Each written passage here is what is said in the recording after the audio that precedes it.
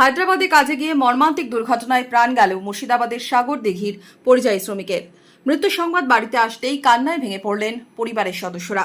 এখন দেহ ফেরার অপেক্ষায় পরিবার পরিজনেরা। জানা গেছে, দীর্ঘদিন ধরে ভিন রাজ্যে কাজ করতেন সাগরদিঘির বাহালনগরের বাসিন্দা মেহেদি হাসান। শুক্রবার সন্ধ্যায় নির্মীয়মান বহুতলে কাজ করার সময় দুর্ঘটনায় মৃত্যু হয় মেহেদি হাসানের।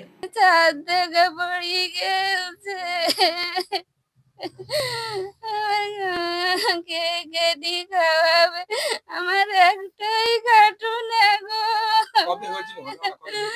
কালকে কটা নাগাদ হয়েছিল মনে হয়? 7টার দিকে। কখন জানলেন আপনারা?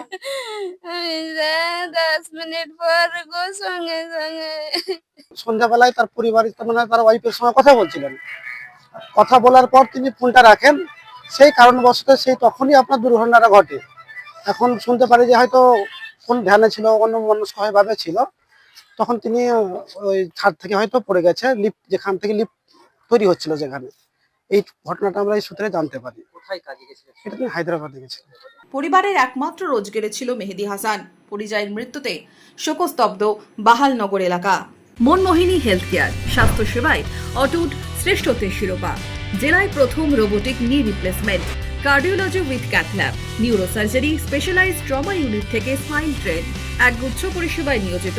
Manmohini health care, quality care with personal touch, Baharampur শিল্প তালুক।